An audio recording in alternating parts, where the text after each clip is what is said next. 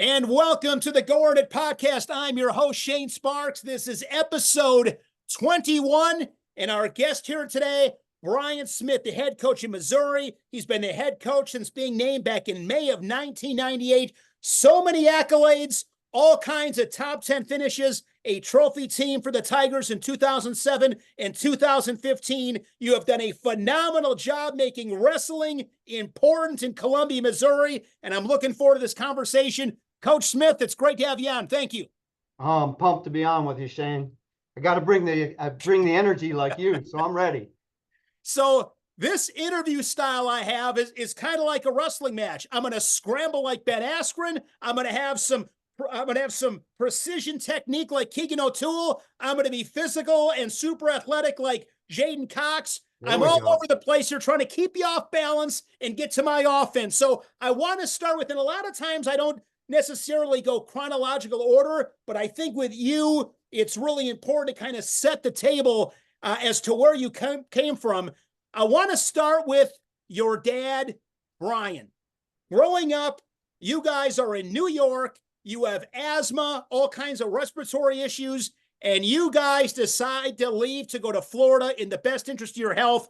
Start with that conversation and your dad making that move for the family at that time. Yeah, it was an interesting time in my life because I was so sickly, and probably living in upstate New York wasn't a big help with the weather. But repeated first grade, and I remember in first grade I spent like 4 or 5 weeks in the hospital, and just running every test on me, trying to figure out what's wrong with me. And the great thing about my parents is they always let me play sports through that, and I battled through it, but just missed a lot of school because of sickness. And it carried on. And then in 8th grade, the same stuff happened again, until a doctor finally sat my parents down and said, we could do these things where we do this removal of partial lung or something, or you could move to a warmer climate and try that.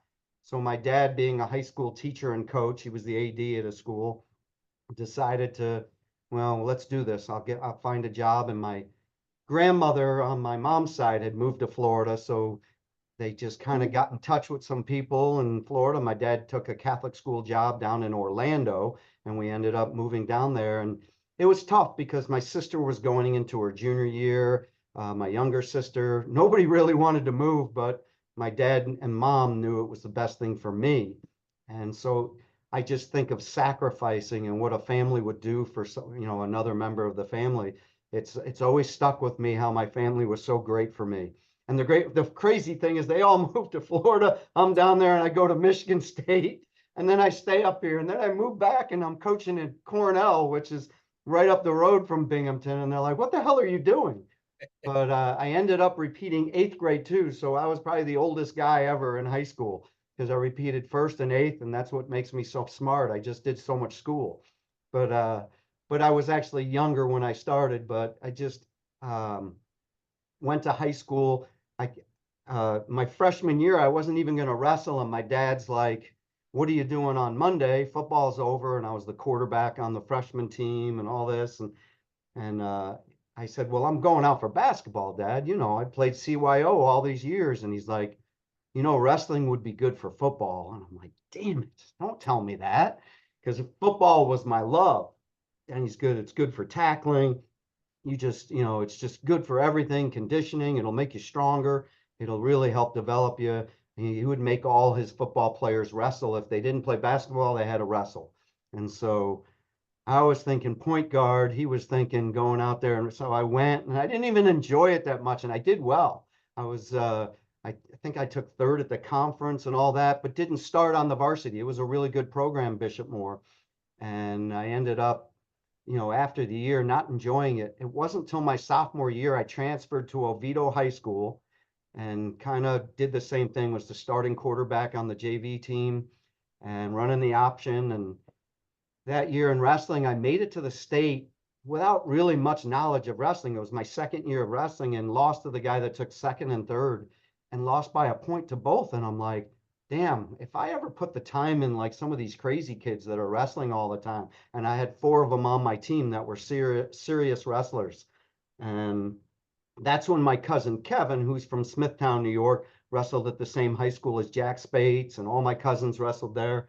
And he's like, you got to come up to Long Island and learn how to wrestle. So I spent the whole summer that year after not placing and just trained and relearned and just became a better wrestler. Come back in my junior year, win the state, senior year, walk through the state. And it allowed me to get recruited to Michigan State. And I just became possessed about wrestling. It overtook my life, like every moment, finding books, because we didn't have the internet back then. Any people I could find knowledge to, I drive. I spent my spring break in Fort Lauderdale and met a great program, St. Thomas Aquinas, where I ended up going to school. I ended up living with my grandmother 4 hours away, going to St. Thomas because the coach there, Randy Miller, wrestled at Michigan State. They had a couple good guys around my weight, and we ended up winning the state title as a team that year too, and it was awesome.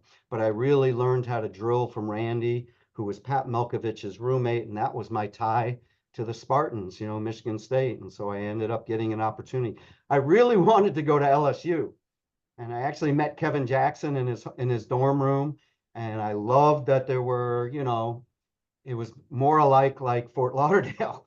Women were in shorts and a t-shirt. When I went to Michigan State, they were all covered up, and the warmth, the fun, the SEC, it was awesome, but they dropped it that spring.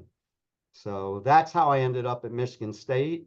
And from day one I got there, I said, I want to be a teacher. I want to be a coach. It's going to be history, phys ed, do all that stuff. Never change. My advisor's like, oh, you got to think of other things. I'm like, no, I want to be like my dad.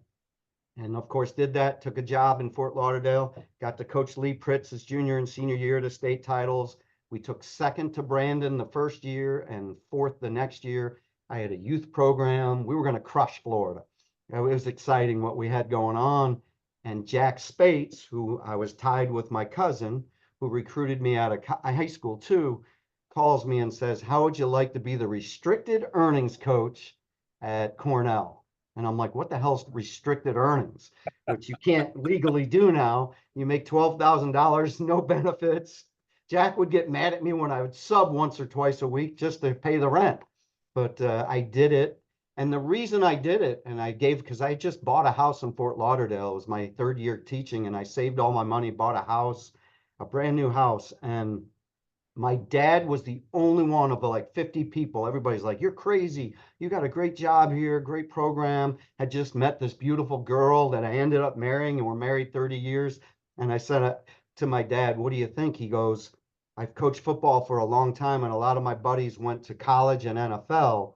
I had started the family and all that, and it was just really difficult. He goes, where you are in life, go do it. You can always come back and get a high school job and you'll be successful, but take the risk. Don't be afraid of it.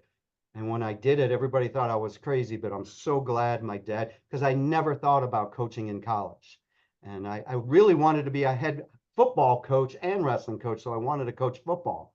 But it ended up going to Cornell, loved it, worked with Jack and Rob for 1 year, which was an amazing learning. The experience I got from that, getting to coach David Hirsch and a bunch of All-Americans. I think we took 10th the first year I was there. Just seeing that it taught, the Ivies teach you a lot too. I almost think every assistant coach should have to work a year in the Ivies and learn about the true student athlete, how to work with no scholarships and working with the kids that are really focused on academics. That when you look at the guys that I'm coaching now, like Peyton Mako and Keegan O'Toole, all these kids are high level academic kids too. And I learned that at Cornell. So it's really helped me here at Missouri. But that was my path. And then I think Mizzou was my 10th interview. So I got a bunch of jobs, but I even took the Ithaca College job for 2 weeks or a week or two and hadn't And that's signed D3, correct?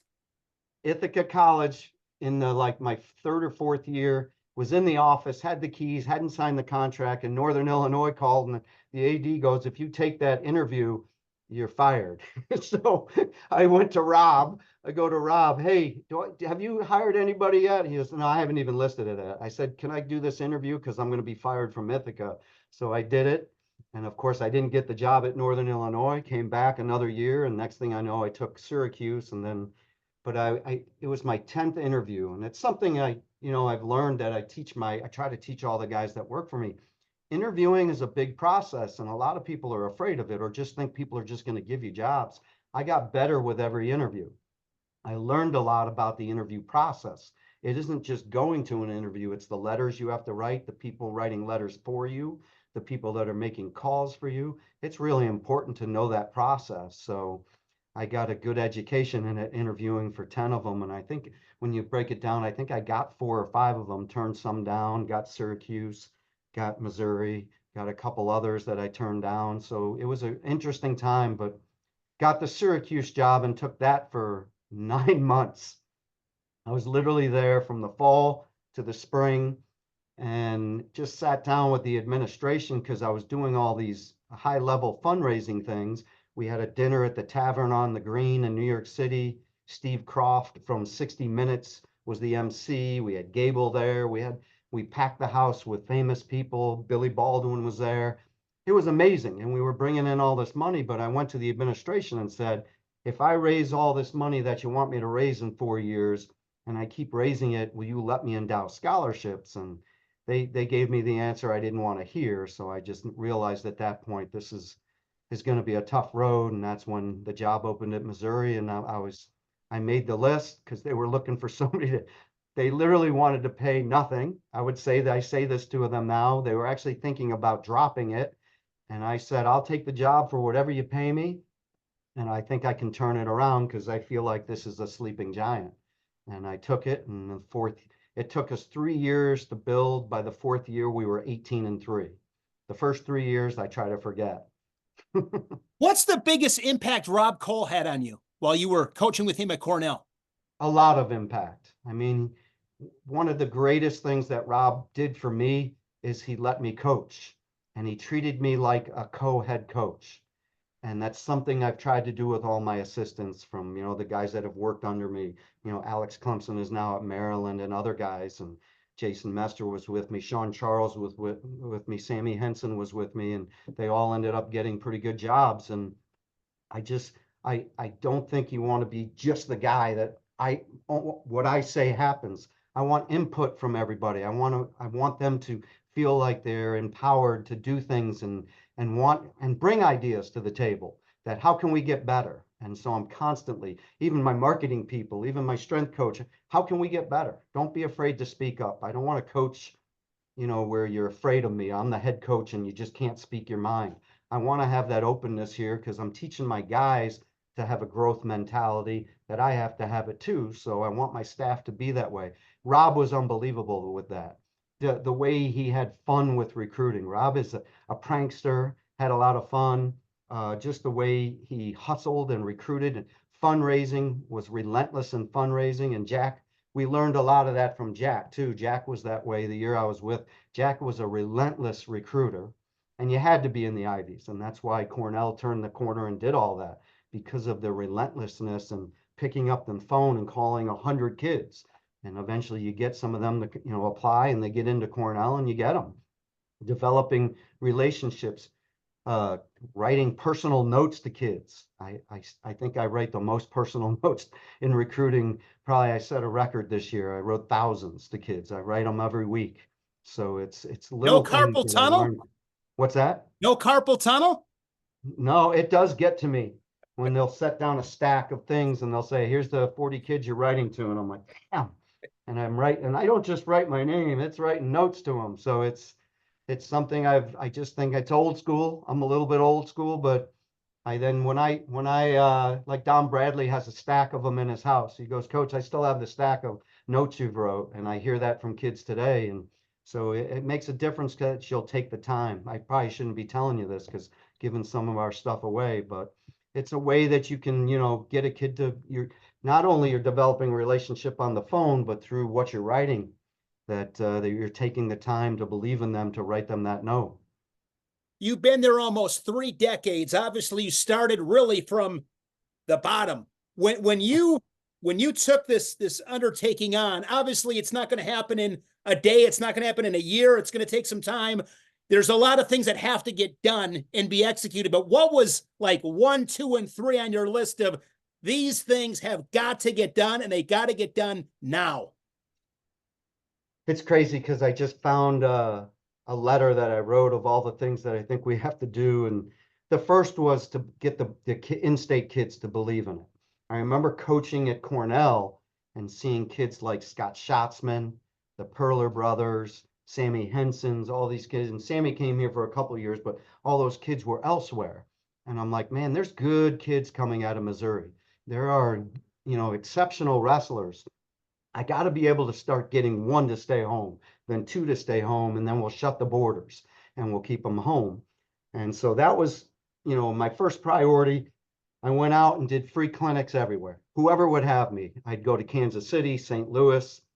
And I remember I was sitting with Bill Ernesty, the old coach at Park Hill. His son John wrestled for me. Alan Waters wrestled for me. Johnny Eblin. He goes, Coach, you came in and did weekend clinics for us, and you never took a dime. You just wanted to get your name out there because nobody knew you in Missouri. And I really appreciated that. And then the time you would take to talk to the kids, I had to build a relationship with the state. So it took a while. It took a few years. But I think the turning point to recruiting was landing Tyron Woodley. He was one of those first big time kids to stay home. And then a couple other kids started to follow. And then, of course, Woodley attracted, then Ben Askren came. But in state wise, when you think of Don Bradley's and Alan Waters and Drake Hodeschultz and the Elam brothers, Mahler, JQ's, we have really taken control of the in-state kids, because with our RTC now, all those kids come, they know our coaching staff, they feel like they want to be a part of this. And of course, the fan base has grown too. When you come to a duel and there's 5,000-6,000 and the atmosphere is exciting, they want to be a part of it. But that was the first thing, shutting the borders, getting the people, like a booster club started and getting people engaged. So I did an inner circle where I got all the people that really wanted to support it, whether it was a Greg Warren or a Bobby Crawford back then. And there were some local people here, Mike Flanagan, who runs the youth club, people that wanted to help. And how can we help? And I just would bring them into my basement. We talk about things we can accomplish. What can we do to make this program better, more enticing to better recruits to come? And they helped. And that just kind of grew from there to, like, our booster club raised very little money to now it's raising a lot of money. And but it took a lot of time, a lot of weekly emails. Every person I run into, I grab a card and they become a part of that email list. And then eventually they get bugged that they got to give some money, down the road, where they got to come to a match. And then just growing the fan base too was really important, to the fact to where my wife would invite all the neighbors. We would sneak in a corner room of the Hearns, and she would have an indoor tailgate, but we would sneak them in and they'd have like a tailgate, beers and all this. I could probably get in trouble for this, but all the neighbors and some of her friends. So it started like 20, then 40, then 50, to where now that has become our mat side seating, where the people are paying $300 a seat, and they have a bar there and food, and those seats sell out in like a day. And it's exciting that it grew into that from 25 years ago to today. We wrestled on a track. I was standing with Kale, and we were talking about our program, and I said, man, yours is doing okay too. But he's like, Brian, I said, I'm probably one of the few coaches that had to coach against your ass. So, that's at this tournament right now. I said, I didn't like when you were at Iowa State. You used to whoop up on my guys. I said, your whole team did. But he goes, man, I remember wrestling on a track. And I turned and looked over at Maple and Coach Todd, and I was like, hey, did you hear that? He wrestled, because they always think I'm joking about it. We used to put a couple bleachers around a mat on the track, the field house, and there'd be 50 people in the stands. But we grew it, and we outgrew that and moved to the arena. But Kale was just talking about how the program progressed. And I told him, I said, yeah, it's taken a long, it takes time, but you got to build it. And the fan base really does love it now. So it's a lot of stuff. That's, and then getting a culture. Once you get into the building, you've got to have kids that are bought into what you want to do. And it took me about 5 or 6 years till I ever wrote down what Tiger Style is and what it all is. And I've learned that I read a ton of books. I read a book a week. And so Really? it can be inspirational books, it can be business books, it can be history books, but I try to read a book a week, and my team knows I'm kind of crazy.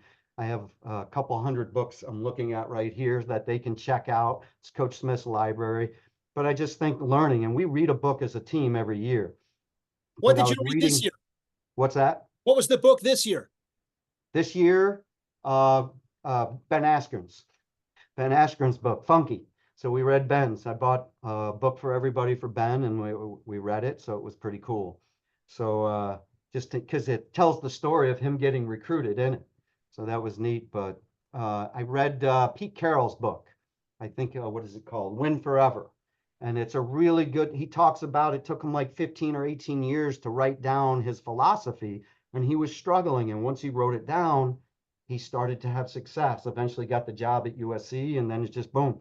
But when he wrote it down, it was so easy. And when I wrote down Tiger Style, we started everything now is Tiger Style and what it is and what we believe. And, you know, it's believe, compete, one more, expect to win. And it's everywhere. Everywhere you look, there's just like our saying, why Okay. choose Tiger Style? We choose it not because it's easy, but because it's difficult, which was, I'm a history teacher, was stolen from JFK. Why choose the moon? If you ever go on and say the moon race, the JFK moon speech, it's why some say the moon. Why are we going to spend billions of dollars to go to the moon when we don't know what the heck's up there, if we can do it, if we can even achieve that? So that was kind of the whole breakdown of this. Guys, why choose Tiger Style? We choose it not because it's easy. It's going to be one of the hardest things we've ever done. We're going to have to beat all these teams in the Big 12 that we've never beaten. And we never beaten Oklahoma State, maybe one win over Iowa State. I think the last time we had beaten Iowa State was like 1927 or something. And when I had gotten here, and then we had a couple wins over Oklahoma and Nebraska, but it was like there was very few. So we had to get kids to believe in that. So you talk about focusing on the controllables. I couldn't have a good team early. I mean, there were some talented kids, but we didn't have that talent level. So I focused on the little things that we could. I have one team rule. If you ever ask a Missouri Tiger wrestler, what's the team rule? They'll all say, you got to go to class. If you don't go to class, you don't get to practice. And so when you look at what our guys, we had 6 academic All-Americans this year, and every year we have 6 or 7 almost every year. It's just a simple thing. You're going to go to class. One of the reasons I was hired was they weren't doing well in the classroom. I think the GPA was really, really low. So I said a really simple thing is just go to class. If you're at class, you're going to pass it. You're going to take the stairs and the Hearns. It's like 4 levels up. There's an elevator. I said, no more elevators. So the only time they can be on the elevator is their recruiting trip and after they graduate. And guys still don't take it. They still take the stairs because they feel like I can't do it. It's part of Tiger Style. So but those are controllable things. We stop, in the room, we have 3 gigantic mats, 60 feet wide by 100 feet long, but the circles are on the edges. And I say, don't cross over the circles when you're running. They're like, what's the difference? You're still running the same distance. You're not cutting corners. And I said, if you just have that mindset that I'm not going to cut the corner, I'm not going to cut the corner when I'm doing a rep in the weight room. I'm not going to cut the corner when I'm not going to cheat on something when I'm in on my shot. I'm going to finish it right. And it's a mentality that we're trying to develop. So I came up with a bunch of those things like that we started to do. Of course, training hard and doing those things and doing one mores, and which is a part of our philosophy that if everybody collectively can do a little bit extra, whatever it is, one thing a day, it adds up and we become better. And that's how we can become great. So that's pretty much it, that, controlling those controllables and not worrying about how we're going to beat Oklahoma State or Iowa State and all that. And then progressively, the kids started to see it and believe in the work, started to see progress. And next thing you know, we got a win over Nebraska. Next thing, I think my 4th year, we went in and we're unranked and we knocked off Illinois. And I think they were 9th in the country. It was our opening duel. And we went on to win 18 duels that year and lost 3 dual meets and beat, I think, 5 Big Ten schools and came out of nowhere. But it was those guys that started. Mark Bader was a freshman he was a true freshman when he got here. I didn't recruit him. I got here late in May, and he was already here, going to be here the next year. So it was Mark Bader and guys. Jeremy Spates came the next year. All those guys were part of that first team, and they just worked their asses off and believed in it. And those were the guys that turned the program because they bought into what Tiger Style is. In those early years, do you remember a time when maybe you were sitting in the office wondering, nothing's happening here? Like, battling the self-doubt. Take me back to those situations and how you persevered. Wow, it was my first month just trying to find somebody that wanted to work with me. I couldn't get an assistant coach. Nobody wanted to be here. But then Lee Pritz was graduating in January. So I said, you'll be our second assistant. You'll come in January. And so then I was told by a friend that, hey, Bart Horton wants to be a coach. And it was great. I got two young guys that were ready to work. And I wasn't that old either. I was 32. And we just worked and traveled around the state, recruited, wrote letters on the phone, did whatever we could to change. We had to wrestle with the guys because I think I had 18 guys quit the team the first year. They didn't buy into that going to every class or the hard work we were putting in. So I think at the end of the year, we were down to 11 and two of them were seniors. So we returned 9 guys. So we had to bring in a big recruiting class to fill the room. So it was interesting, but it was some fun. But there were times I'd be up here and it was questionable, and a lot of the alumni on my first week of work, I think it was the end of my first week, Peter Fields, who was the associate AD, came up and told me, hey, Brian, and he had this smirk on his face. Hey, I just got this fax in and it's like the top 10 reasons why you should be fired. I'm like, I've been here a week. I've only been here a week. I haven't lost a match yet. Man, this show me state, they want you. They're relentless. So it was, I've never forgot that because they just, they didn't want me here. They didn't accept me. But, now I think they do. I know they do. It just took time, but I knew I had to work really hard because they had high expectations. They wanted this program to do good. And I even talked to my AD and they did question, it was brought up that, do we need this program? It's never really done great and this and that. It had some good years, but they were just like, what's the purpose of it if it's not going to win? And so every day I coach, and I tell this to my assistants, I said, and I tell this to the other head coaches at Missouri, I said, every day I coach, it's like I have to do everything right in our program. Our kids have to do everything right because we can't ever give a person even the thought of, whether it's dropping a program, which there is no thought of that here at Mizzou, but you have to do that. But that's the way you should coach. Like it's your livelihood and you want everything to be done right. So we have to be the model program at Mizzou, and we are. We have the most leaders in the SAC. Our guys have some of the highest GPAs and All-Americans, national champs. I want them to be leaders in the athletic department, to know the ADs, and they do it.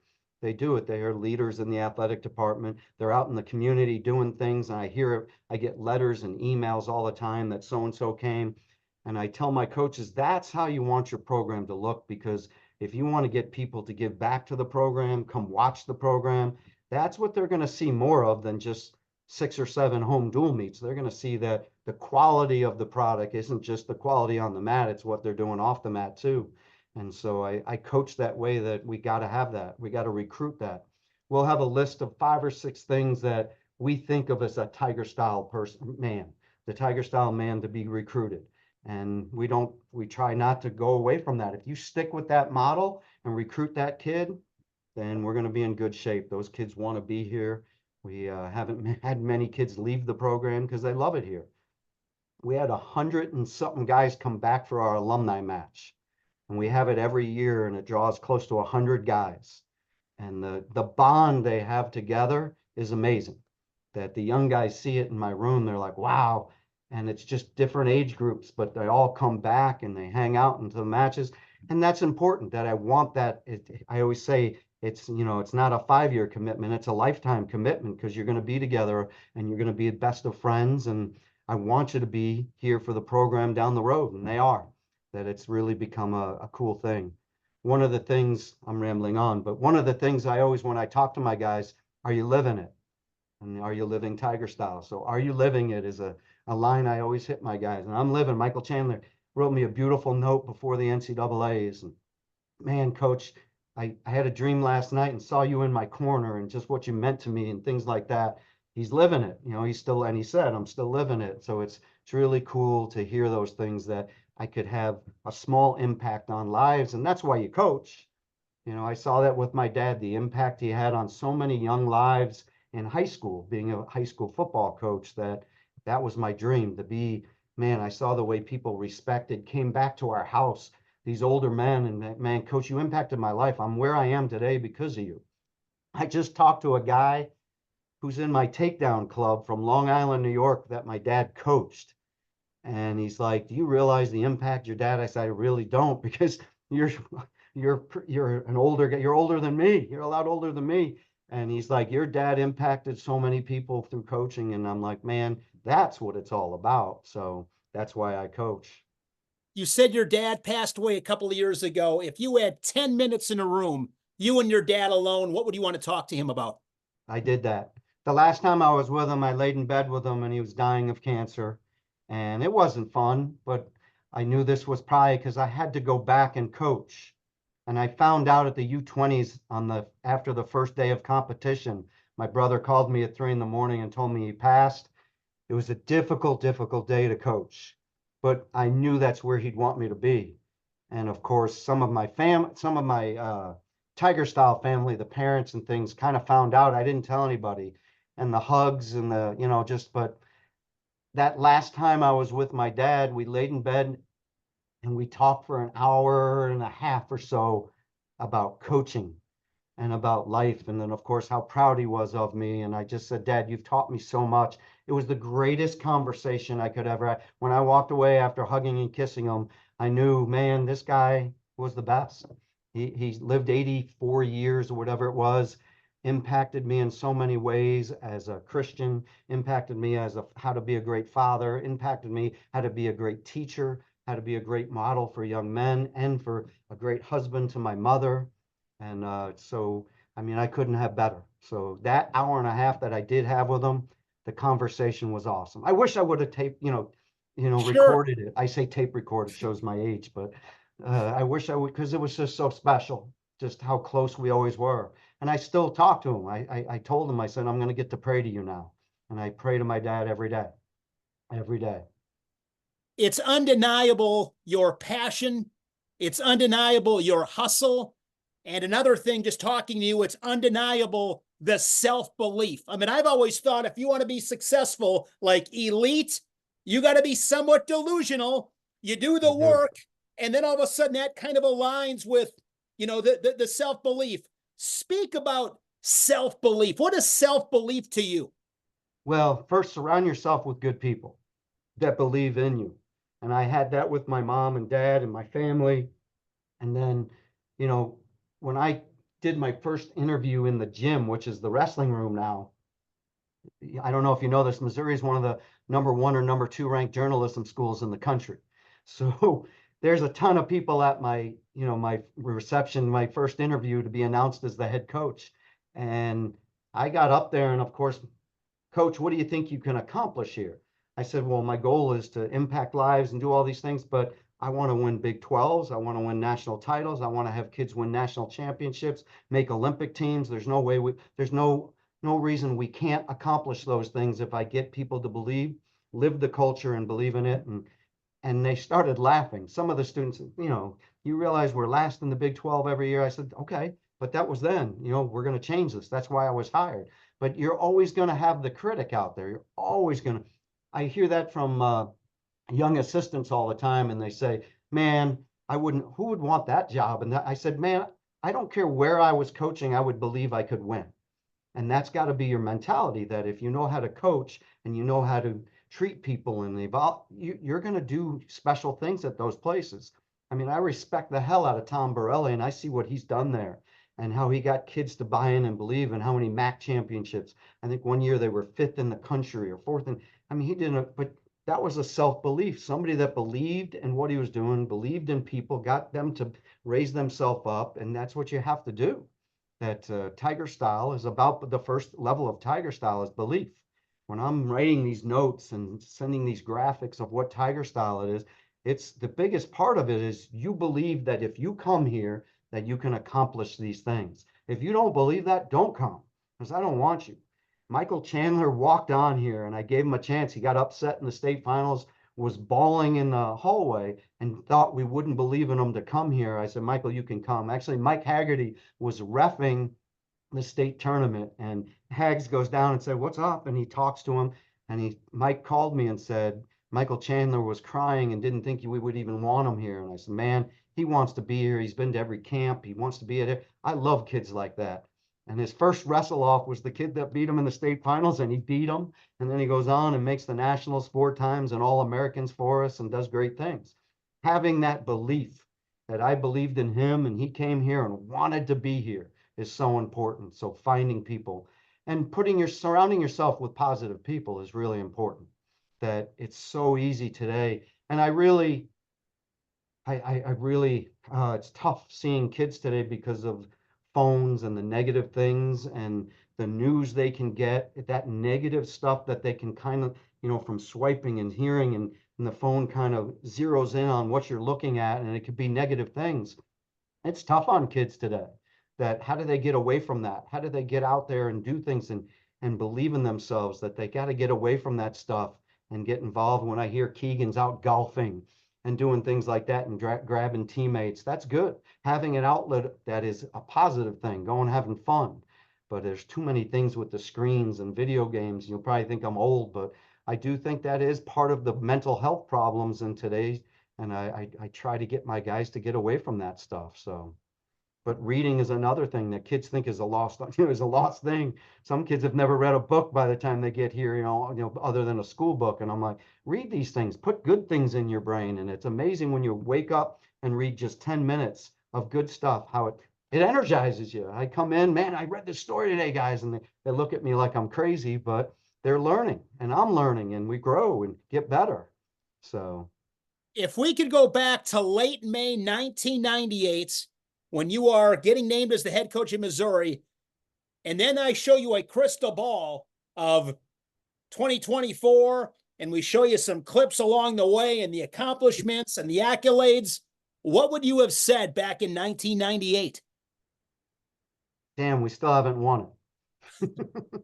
It's the only tournament I haven't won. You name a tournament in college wrestling, we won Vegas, we've won Midlands, we've won Scuffle, we've won, you name it. We went to Matttown one time and won it. We've won national duels. We've won everything but the national tournament. So that's what drives me. I want to win it. I mean, there's other things. I've told this to guys that if I never do win it, I'm still going to walk away that I loved what I do. I love the University of Missouri. I love what it's about, the people, the community. And I love that all my guys that have graduated from Missouri and they're out there living it. But I still strive and I want to make a run at, knocking Kale off his throne. It's not easy now, but somebody's got to do it. So and we're getting good recruits in, and I'm going to keep trying. But my mentality was that we're going to get better every year, and we did. And that I would probably look at it and say, we didn't win the damn thing yet. I got to keep going. I got to keep coaching. Doing this for as long as you have, obviously there's ups and downs. You continue to learn every day. What's something, Coach Smith, that you wish you would not have been so stubborn about? Probably thinking back to your earlier years. Sometimes people ask that question, what you know now, if you knew back then. And for me, it's like, I'm glad I had to go through it, and I'm glad I made mistakes, and I did. I made mistakes in recruiting. I made probably mistakes and maybe on how I treated somebody or did something. But the one thing I did from it is I learned and I got better. And I think you have to go through that. But being stubborn, I don't know. I'm trying to think. I'm a very stubborn person too. Probably being too hands-on and wanting to do everything myself. It took me a long time to really give up the reins to my assistants and let them do more and let other people do things. And my wife even still says it. Will you let other people do some of these things? And of course, my reply is, oh, I want it done right, but I got to let them try it. And if they aren't doing it right, I got to correct them and make them do it. But a lot of times I'll just work 20 hours and get it done but I've gotten a lot better at that. And I wish I would have gotten a lot better earlier, because probably could accomplish more, because would have had more time to do other things. But I have a phenomenal staff right now that I trust so much. And I've entrusted them in things and they've gotten it done. The culture of our program's in the best place it's ever been. So it's fun. I wake up and I don't work. I wake up and I'm excited. I don't own a car. I'm kind of weird. I moved 8/10 of a mile across the street, and my wife and I live there now that our kids have graduated from Mizzou. And I walk to work every day.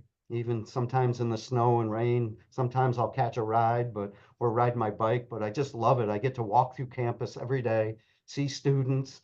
One time the lady at the cafeteria where we have camp asked me to, she ran up, Coach Smith, how you doing? What are you doing here? I'm walking home. And she's like, will you come and work for Thanksgiving and carve turkey? I'm like, all right, whatever, sure.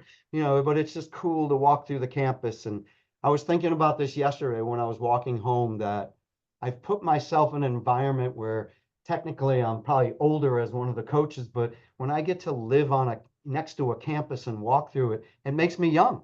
I'm around kids going through probably the funnest time of their lives. And there's always energy on a campus, and that energy comes to me too. So walking through campus is like I get up and read, then I walk to campus, or I walk over to the weight room for morning lift, and it's just, for me, it energizes me and makes me feel great. So that's just me. So I stopped owning a car like 3 or 4 years ago, and it's kind of crazy. People think I'm nuts and they don't believe me, but I'm like, it's true. I own cars. My wife has one. My son has one that's still there. So if I need one, I grab it, but I haven't, I've driven like once in the last month. No kidding. That's a great Yeah. story.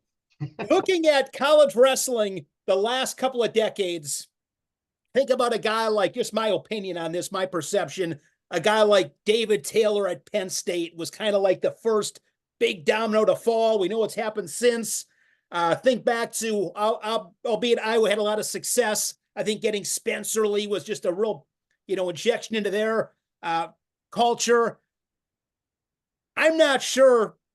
I mean, Ben Askren at Missouri. I mean, that happened. He won that national title in 2006. That Obviously, was I our know Ben first being in ever. Wisconsin. Yeah, heard his story, but if you could give us the nuts and bolts for those that haven't heard, kind of how you got Ben Askren and just the impact he's had and continues to have on that Yeah. program. Ben's awesome. We talk at least once or twice a week, and I'm really close with him. Of course, Max came too, Yep. and that pipeline just kept going. And we've had a lot of guys. Even Josh Wagner's running one of the other academies, At Wrestle Kingdom. Pell back in the day. I mean, it's just so many have come now to, we call it Missouri North now. So but Ben was I call him the Pied Piper, because he has that personality that if you would have, when you saw him back in high school, a lot of people didn't like him. And it was the early days of message boards. And he would get on them and start fights with people and call out what period he's going to pin people. And but when I started recruiting him and I heard all this stuff, a lot of coaches looked at him, wore the tie-dye shirt, the flip-flops. People thought of him as like this partier, this bum, arrogant. But when you actually got on the phone and talked to Ben, he was very, very bright. He was a I think 3 or 4 time academic All-American, graduated with like a 3.7 or 3.8. But when you get on the phone with him and get in these discussions, it's just amazing. And I remember writing him notes, and I said, who's somebody you really look up to in the sports world and all this? And it was Muhammad Ali. Well, think of how Muhammad Ali was perceived when he was younger. It wasn't always in the best way. Muhammad Ali was very outspoken, his rhymes and all that, and Ben was very similar. So I would always end my notes to him with a Muhammad Ali quote, on something, and Muhammad Ali had great quotes. So it was something I would send him, but Ben was that way. And when I got to know him, I realized that this kid's going to be something special. And when you get to see when I watch film of him, I'm like, this kid is going move after move, level after level. When you watch him in high school, and I said he's not that athletic, but he's found a way to make himself really good. And people don't know how to wrestle when he gets them in these scrambles, and he's different. And I said, man, he's not ranked that high right now at the weight we need, which was 674. And so, of course, and this is in Ben's book, if you read it. And I wrote the forward, and we argue in the book that he says we didn't recruit him before the junior nationals, where he beat, what's his name from Lehigh, and he wins the junior nationals. But it was, we were talking to him, and I remember telling his dad we were going to offer him and all that. And we had done a home visit, but it was really cool that when he went out there and won it and had the hair, he came down and did a couple. He did an unofficial, then he did official, and he loved it. He just loved it. And we sold him on, because every school was telling him, don't go there, you can't. And I said, yeah, everybody's saying you can't, but come here and you can, and think of how you'll be perceived. You'll be the first. You'll be the, and his personality ate that up. When he said, man, I could be the first national champ. I could lead the program to its first of everything's. And of course, that was his goal. And then, of course, he brought Matt Pell with him. And then that recruiting class. And next thing you know, his freshman year, he red shirts and had about probably about had 8 or 9 losses that year as a redshirt, but beat Robbie Waller, who won it that year, and had some good wins. But we redshirted him, and he needed it. Got stronger. The next year, he's in the national finals. But in his first duel of his freshman year, we knock off Oklahoma State. We were 0 whatever against, and it was in a Hazelwood Central High School gym, 3,000, and we go and upset. They were the returning national champs. They ended up winning it that year, and we knock them off in the duel. And at that point, and he got beat by Pendleton in the match, but it went overtime. It was crazy, and that kind of rivalry got started. But it was at that point people realized this kid's going to be special, and the programs really stepped up. We just beat Oklahoma State, and Ben was just a guy that got people to come and got people to believe in things, and getting kids to live the right way. He bought into what Tiger Style is because he was living that kind of lifestyle. And I remember one summer he grabbed a young kid that didn't make the lineup because he got beat out by Michael Chandler, and he kept him with him the whole summer. Well, the next year that kid was third in the country, and it was Nick Marable. And so it was just, he had this way of bringing people up, and his personality, guys, he made people believe, and it was great to have him. And he's still that way.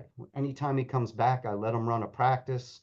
So it's just, he's been special to the program and continues. When I see what he's doing in his academies, him and Max and Josh and Messenbrink, all those guys, it's really special what they're doing with the mindset of the kids coming out of the Askren Academy. It's Ben and Max. They have fun with the sport. Ben would walk in the practice room and be excited and say, I watch film. You should have seen this, man. I was watching this Russian last night, coach. Look at this move. And he loved wrestling. And I see that in Keegan O'Toole. I saw that in Peyton Mako. I love the kids because of the mentality. They enjoy the sport. And that's actually changed me as a coach, that I was, a hard-nosed football coach of my dad, was an old school way. And by coaching Ben, it learned to teach me to coach it a little bit differently. And as a coach, that's something you have to learn. You can learn from your athletes.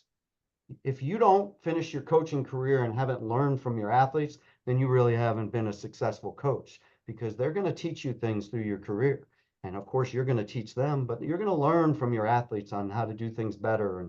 And that's something Ben made me a better coach. What was that night like? What do you recall from the national tournament in 2006 when Ben wins the national title, his first of two, of course, the first one for you at Missouri? So he loses his freshman year, and Ben's mentality is, I will never lose. He goes in and there is no what ifs. So when he lost to Chris the first year, cried like a baby for an hour. Heartbroken. Like it was death to him. Second year happens again. And it's just like, I've never seen a person broken down that much. And I'm thinking, holy cow, we're going into this national tournament. And what if he loses? So I'm going over thinking, oh man, I got to get that out of my head. We're going to win this. And of course, driving over on the bus, the match is huge because it's Herbert. And whoever wins that match is the Hodge winner. There's no doubt. They're both undefeated. They both have the most pins. So without a doubt, whoever wins 174 is the Hodge winner. So think of that pressure. Ben's already lost 2 straight, and Herbert's an unbelievable competitor. So imagine if he loses that, then he's going into his senior year with a 3-time runner-up. So I got to get that thought out of my head. So I'm trying to be positive. I'm on the bus, and of course, Ben's like all the guys around, he's picking his hair out. And he's got his fro out to here. He's laughing, and I'm like, God dang it, will you get serious? He's like, Coach, I got this. And I'm just like, oh, that's Ben. And just smiling, looking up into the crowd, ready to come out of the tunnel. just so loose and relaxed and goes out. And I think he ended up majoring Herbert, and just an unbelievable. I mean, Herbert battled him too, but he wins the match and just goes out there and lets it fly. And that's Ben. But had a plan, but just was so relaxed about it, and it was special to get through that. And the team we had, and to have a national champ. That year I think we finished third in the next year we take third in the country, which leads to his senior year. It was just, the building blocks and the amount of kids that started to look at our program, the national attention we were getting, because Ben was the big talk. He wins the Hodge 2 years in a row. So you're having a Heisman Trophy winner, when people can compare it to 2 years in a row, it brings attention to your program. All throughout the state, the media wanted to be here. Our crowds just jumped up. His senior year, we got ranked #1, and it was the first time we had ever been ranked #1. And it had been a long time since any team at Mizzou had been ranked #1. We upset Minnesota at the Scuffle. And we came back, and there was a huge crowd, and we were taking on Pittsburgh. And he has Keith Gavin, who he wrestles in the final, so it's a great match. But Keith came out and wrestled him, and it was crazy. It was fun, but Ben ended up pinning him. And I remember going into the finals with Gavin again. I said, Ben, he's not going to wrestle you this match. He's not. And of course, Gavin slowed it down, and it was a closer match. But Ben figured it out and ends up putting him on his back at the end. But it was fun. It was a fun time how he changed and just had that outgoing personality, was loved by the athletic department, was on the SAC. The Student Athlete Advisory Committee was loved throughout camp, still loved. The previous AD that was with me the first 16 years lives in my neighborhood, and he still talks about Ben and Matt and all the guys. He loved them all. It was a really special group of kids that came through and really got this program to new heights. How would you describe the state of college wrestling today? It's in a great place when you look at the duels and all that, the amount of people watching. I mean, it just keeps becoming more and more. I remember it seemed like not that long ago, it was probably 10, 15 years ago. How do we get college wrestling on TV? And now it's like double headers, triple headers, watching all these things on TV and streaming. And like this year we are on the UFC Fight Pass, but then ESPN's covering it and all these different things. And it's amazing the coverage we're getting and more people coming into it. Then you add in women's wrestling and how it's just blown up. And now you're adding in more eyes on the TV screen, because that's what's going to happen. You're starting to develop more fan base because women are involved in wrestling, and that's growing. So it's an amazing thing what's happening. I do believe that I'm on probably the outside looking in, that we need to change to a dual championships. I saw the numbers for the TV, the finals and all that.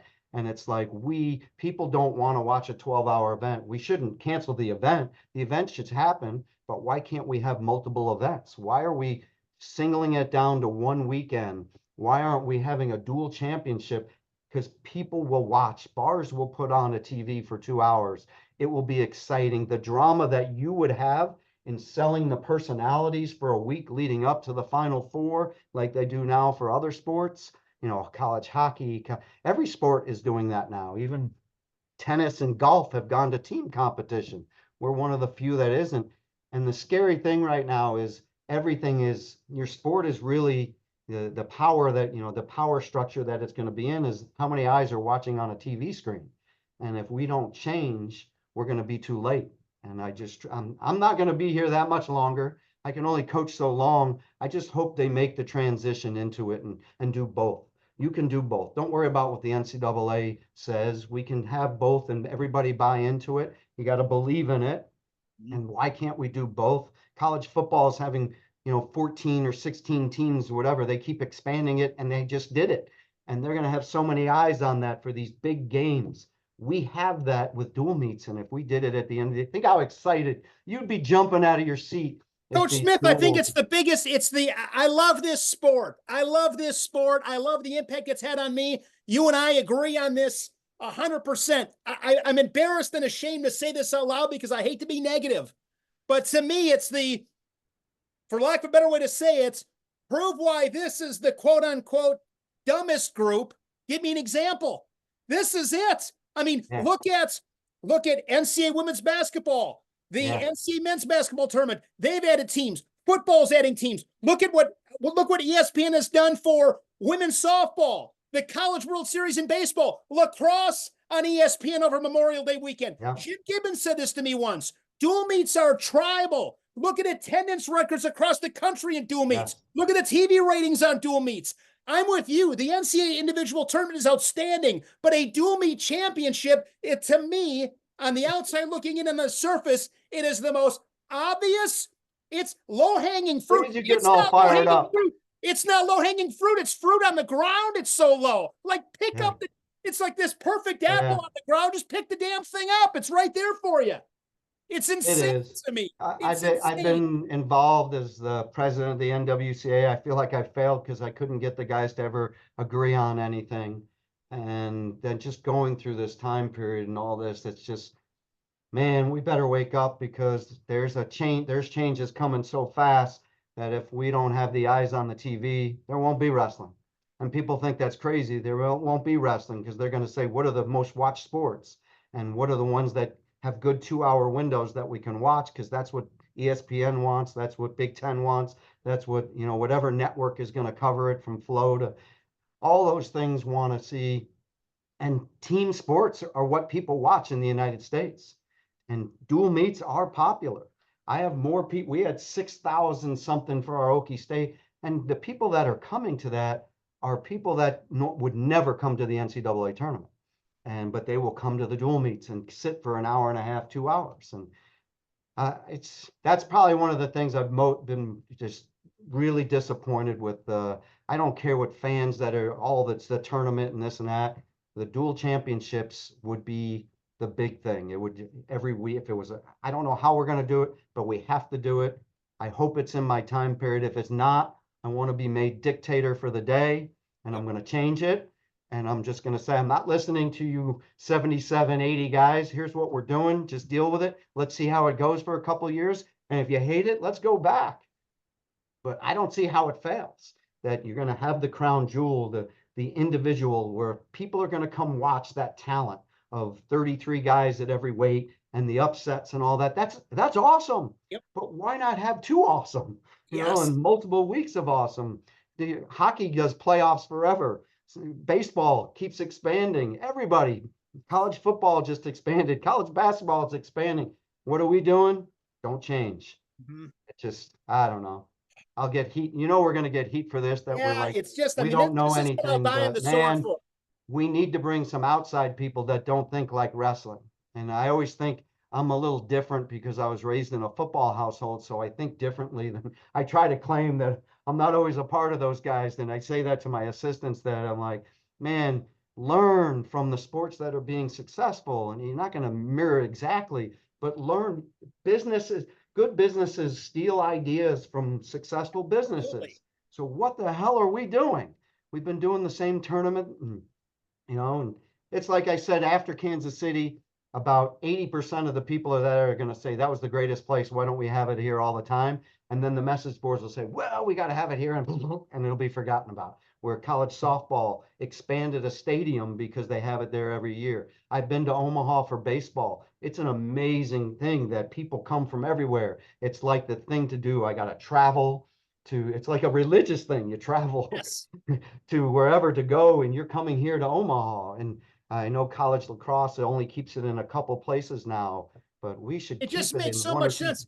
I put that on Twitter the day after the NCAA tournament. I Yeah. said, put this thing in Kansas City. And maybe I could have expanded and said, maybe it doesn't have to be Kansas City, although I like it with the new airport. I think it's a great city. There's a lot of positives, but it reminds me, Coach Smith, of like the Olympics.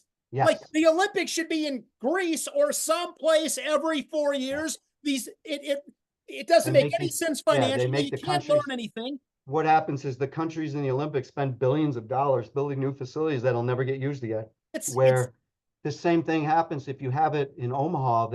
They are prepared for it. and they get better every year. Every year we move it to a new place.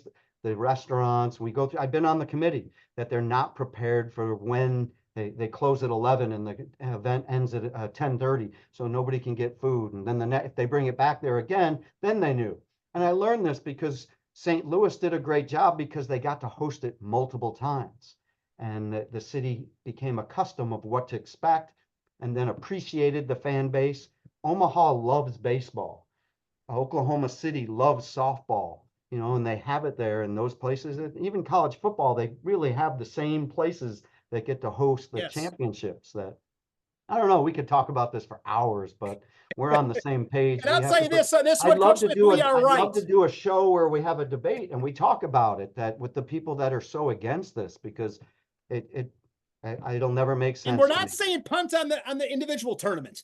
We're not saying punt on that. We're saying add a do me championship. I mean, before I got on this podcast with you, I was on ESPN. 17.8 million, the early number with Iowa and South Carolina in the women's final. And they and I don't know how this all works, but they said they think when it's all said and done with like the Nielsen ratings, it's going to be closer to 24 million. Like you said, we don't have to reinvent the wheel. Just follow what Yeah. somebody else is If having you a ton knew of this, the success. college dual meet had two of the best wrestlers in the country, and you had a few days before to pump it up and sell the story. It's been sold all season long. These two teams are really good. And we heard about that all year with Iowa and what's the school they were playing? Oh, South Carolina. South That's Carolina, right. yeah, I yep, should know that they're in the SEC. That they knocked them out. There's drama. They knocked them out last year, and they yeah, go through the tournament. absolutely. But it's people know that I can turn it on at 1 o'clock in the afternoon, and it's not going to take up my whole day. I tell people, hey, watch. We'll be on ESPN for the NCAA's. When should I watch? I'm like, it's all day. Mhm. It could be 10 in the morning. It could be 10:30. I don't know when my guys are going to wrestle.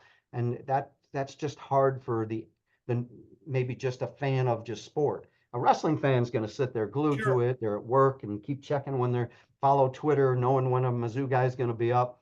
But a team versus team, the drama, the dual atmosphere, there's nothing like it. I know it would be the greatest thing. When I talk to my former guys, because we were in the national dual finals, I think twice and won it once, or I think three times in the finals. The closeness and the bond of traveling with your whole team and the guys that aren't starting on the bench and being a part of it, that team thing, it changes what the sport is about instead of bringing six guys to a national tournament. And our guys don't even see each other wrestle because they're in the back, the underneath guts of this Sure. arena. There's no real team thing and guys cheering. A little bit at the end, you'll see guys cheering. But man, the team concept of the bench and being there as a team, it's amazing. Guys bumping up to. I remember one year we lost in the national duels to Minnesota, and I bumped three guys up. I bumped Nick Marable up, and and then I bumped Matt Pell up, and I bumped Ben Askren up. All three won. Everybody thought the duel was over, and we won all three. And then Max Askren won, and we won a fourth, and it came down to heavyweight. Everybody thought the duel was over at that point, and we bumped three guys up a weight class, and that was amazing. Just that story alone. I remember J. Rob looking at me, and he's like, "What the hell is he doing?" And then the first one worked. Marable pulled an upset, and then Pell pulled an upset, and then Ben beat Roger Kish, who's the Yes. returning Yep. runner-up, and the drama of that. And we did that this year when Keegan went up to wrestle the kid from Illinois, Ed Edmund Ruth. Ruth. Yes. And I did it for the fans. I went back and said, you're going to go up. We're going to do this. I believe in our upper weights and Zach and on Rocky and all those guys that we're going to do this. It's going to be cool. And, Keegan was like, oh, let's do it.